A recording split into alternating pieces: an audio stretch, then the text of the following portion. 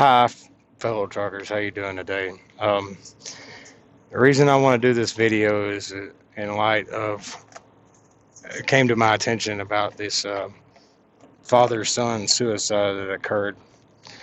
It was on. I'm not really going to get into that actual story much, but if you'd like to check it out, it's on cdallife.com. Um, I watched. I'd like to tell a trucker, big trucker B, thank you.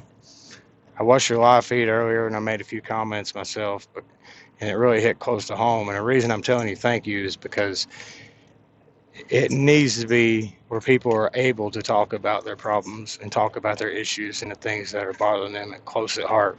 And um, that's part of the problem with this kind of these illnesses and depression, PTSD, anxiety.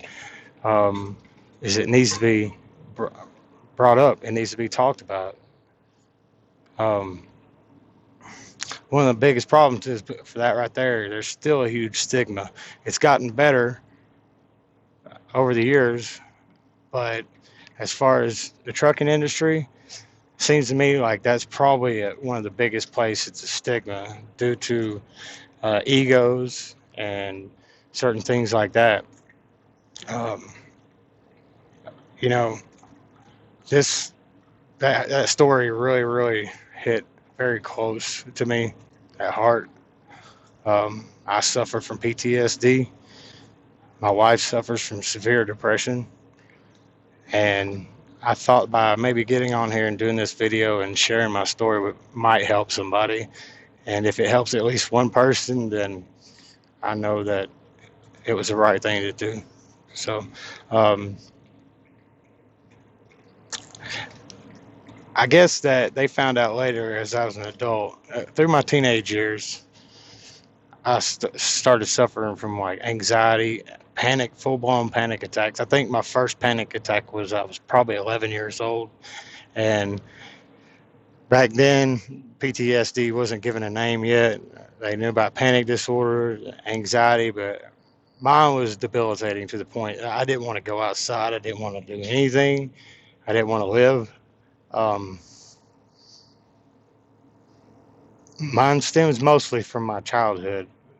When you're 6 years old and have to, you wake up in the middle of the night and you hear your mother pleading for help, and the only thing you can do is grab something. I hit my dad's head with a baseball bat, a little kid's baseball bat, because he was choking the life out of my mother. And that was just one time. That was one event. I'm not going to get it deep into that because it's.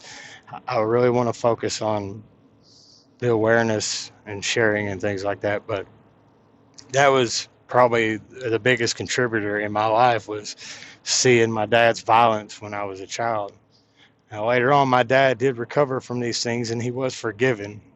My mom forgave him, and he's no longer with us anymore. But I do miss him, and he struggled with mental illness too. It was undiagnosed, and that's one of the biggest issues with PTSD. That they say 10% of Americans suffer from PTSD sometime in their life, and I think 30% that experiences trauma suffers from it.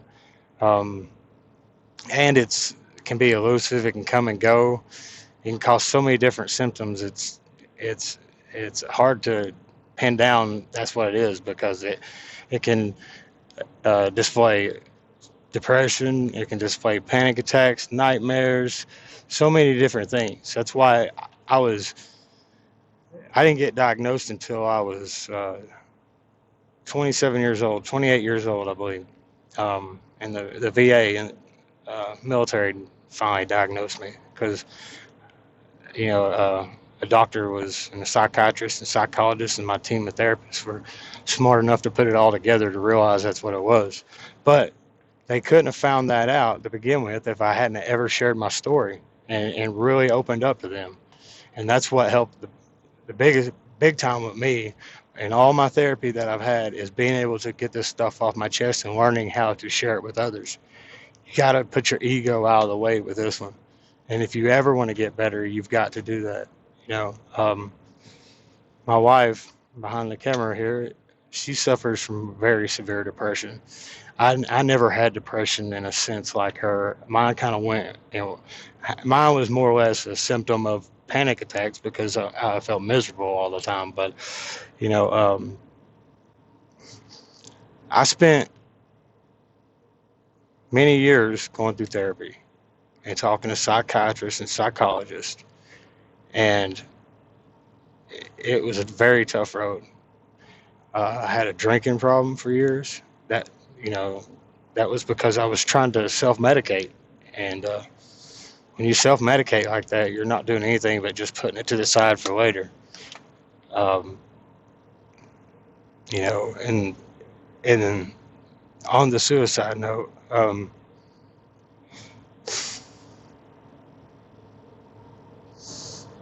in 2007, I attempted suicide.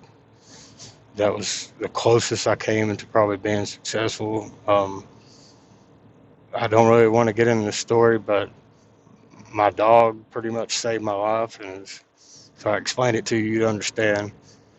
Um, then there's times I took things to try to kill myself. Um, and I'm glad I I didn't succeed because I'm here today and I'm important in a lot of people's lives. Suicide is one of the most devastating things that anybody can do, and I understand why they wanted to do it, but it's hard to see when you're that hurt inside the devastation it's going to cause to other people. You know, um, the problem I see with trucking, there are places for people to turn to, you know, that they could talk about their problems. But the part of being a trucker is you don't have a lot of access to that traditional health care of going to be able to see a psychiatrist and psychologist.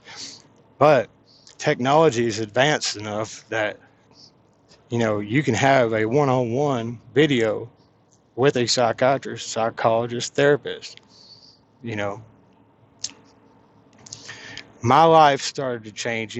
I was on medication, so many medications, and I'm on zero medications now for any kind of my depression or anxiety or PTSD overall. The biggest problem was I wasn't trying to stick to the therapy because the medicines will make you feel better, and you're like, oh, I'm okay now. But that's like not the case because it just kept on. I'd have a seriously bad day, and I just went downhill. And I guess the biggest change is when I put the effort into actually listening to what the therapists were suggesting and opening up to them completely and putting trust. And sometimes that takes a few times to find the right person because you have to have 100% trust in that person to share something that deep. And it can take time. So, you know, the part of the reason I want to do this video is because awareness needs to be raised. You know, it's not the first case of somebody committing suicide in their truck or, you know, overall together. I mean, it's not just in trucking, it's a huge issue that we face today. Um, I just want people to know from my experience that you can be happy. It's completely possible.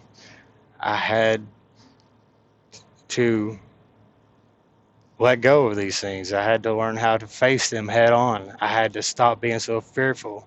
The medications were there to help that start, but until I started the therapy with it and talking and helping others by sharing my story, I didn't have any recovery from it. I was still dealing with it on a daily basis. And I don't want anybody out there to ever think there isn't hope. Uh, there's so many, you got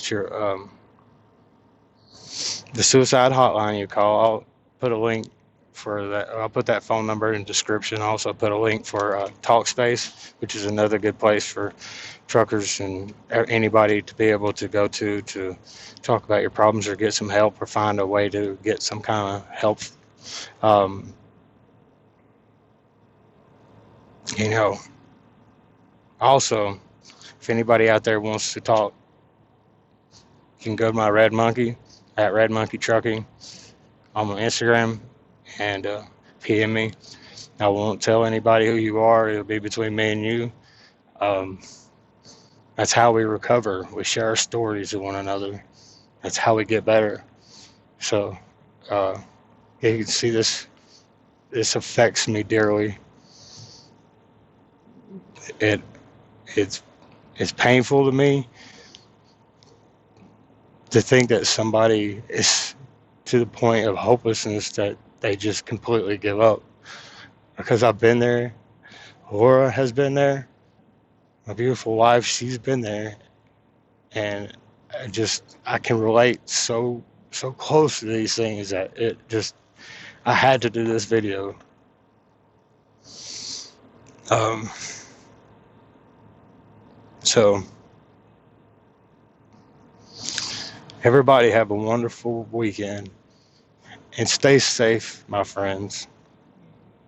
I'm here if anybody needs me. Thank you.